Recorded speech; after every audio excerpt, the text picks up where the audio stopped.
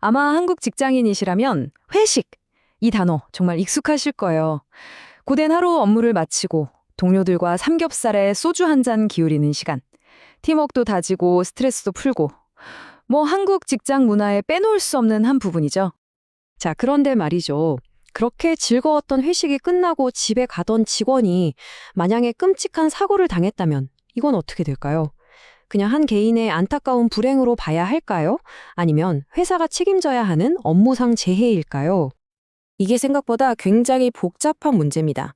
그래서 오늘 법원이 도대체 어떤 기준으로 이런 사건들을 판단하는지 그 핵심적인 원칙을 한번 명확하게 짚어보겠습니다. 자, 법원이 이런 사건을 다룰 때 제일 먼저 꺼내드는 개념이 있습니다. 바로 사용자 지배 관리라는 원칙인데요. 네, 사용자의 지배나 관리. 말이 좀 딱딱하고 어렵게 들리시죠? 아주 쉽게 말하면요. 그 회식이 회사의 통제 아래, 그러니까 영향력 아래에 있었냐, 이걸 따지는 거예요. 회식의 시작부터 끝까지 그 모든 과정이 사실상 업무의 연장이었냐, 이걸 보는 거죠.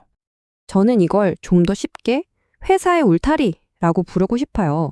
한번 상상해 보세요. 회사를 둘러싼 투명한 울타리가 있는 거예요. 법원의 역할은 직원이 사고를 당한 바로 그 순간 이 사람이 과연 회사의 울타리 안에 있었냐? 아니면 그 밖으로 이미 나간 상태였냐? 이걸 결정하는 겁니다.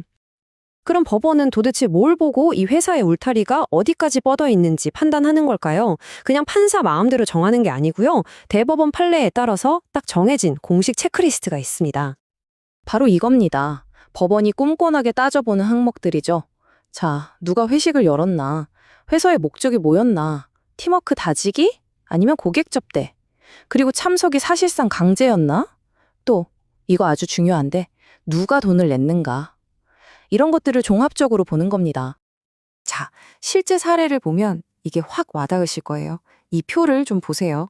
고객 접대 후에 추락한 임원, 송년회 끝나고 집에 가다 얼어 죽은 직원, 신입사원 환영회 후에 물에 빠져 숨진 직원, 전부 너무나 비극적인 사건들이죠.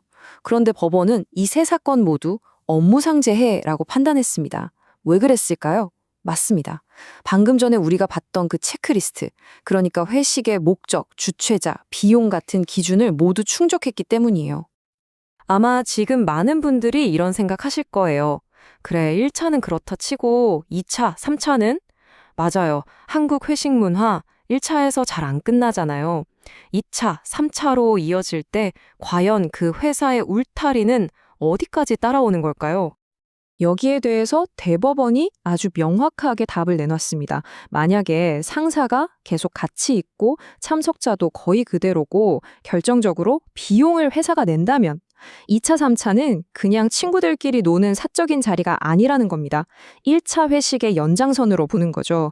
그러니까 회사의 울타리가 2차, 3차 노래방까지 호프집까지 쭉 이어진다고 보는 거예요. 0.23%. 이 숫자가 뭘 의미하는 걸까요? 이게 바로 아까 그 표에서 봤던 신입사원 익사 사건 그 피해자의 혈중 알코올 농도였습니다. 운전면허 취소 기준이 0.08%인데 그걸 아득히 뛰어넘는 그야말로 만취 상태였던 거죠.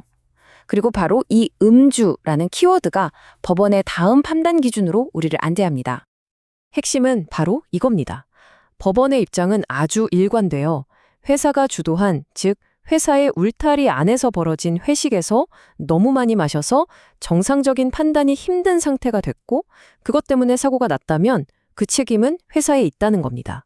단순히 술 과신 개인의 행동을 탓하는 게 아니라 그 원인을 제공한 회식의 성격을 더 중요하게 보는 거죠. 자, 그런데요. 그렇다고 해서 회식하고 다치면 무조건 회사 탓. 이건 또 아닙니다. 당연히 예외가 있겠죠. 그 회사의 울타리가 깨지는 순간, 즉 회사와의 법적인 연결고리가 딱 끊어지는 순간이 분명히 존재합니다. 법원은 여기서 사고의 직접적인 원인이 뭐였는지를 아주 집요하게 파고듭니다. 그러니까 사고가 회식에서 만취한 상태 때문에 어느 정도 예측 가능하게 일어난 일이냐, 아니면 술 마신 것과는 별개로 직원이 갑자기 너무나 이상하고 개인적인 돌발 행동을 해서 일어난 일이냐, 이 둘을 명확하게 구분하려는 거예요. 이 차이를 가장 명확하게 보여주는 사례가 하나 있습니다. 바로 고객 접대 후에 무단 횡단을 하다가 사고를 당한 한 영업부장의 사건인데요. 이 사건은 지금까지 우리가 봤던 사례들과는 전혀 다른 결론이 나왔습니다. 왜 법원은 이 경우에는 업무상 재해가 아니라고 했을까요? 몇 가지 결정적인 이유가 있었습니다. 첫째, 그날 회식에 같이 있었던 사람들 말이 다 제각각이었어요. 둘째, 이 사람이 정말 술에 취해서 앞뒤 분간을 못할 정도였는지도 확실하지 않았고요. 그리고 가장 결정적인 건 사고가 빨간불의 길을 건너는 명백히 본인이 의도한 무단횡단 때문에 일어났다는 점입니다. 법원은 이걸 보고 이건 만취 때문이라기보다는 개인의 위험한 선택이 직접적인 원인이다. 즉, 술과 사고 사이의 연결고리가 끊어졌다고 본 겁니다. 자, 그럼 지금까지 나온 이야기들을 한번 쭉 정리해 볼까요? 좀 복잡하게 느껴지실 수도 있는데 핵심만 딱 짚어보면 의외로 간단합니다. 만약 회식 후에 안 좋은 사고가 생겼을 때 이 4가지만 한번 따져보세요. 첫째, 누가 주도했나? 회사가 주최하고 돈도 냈나? 둘째, 왜 모였나? 명확한 업무 관련 목적이 있었나? 셋째, 꼭 가야 했나? 참석이 사실상 의무적인 분위기였나? 그리고 마지막 넷째, 사고가 왜 났나? 회식에서 마신 술 때문에 일어난 직접적인 결과인가? 이 질문들의 대부분 네라고 답할 수 있다면 법원도 업무상 재해로 인정할 가능성이 아주 높다고 볼 수 있습니다. 결국 이 모든 판례들을 관통하는 질문은 하나로 모아집니다.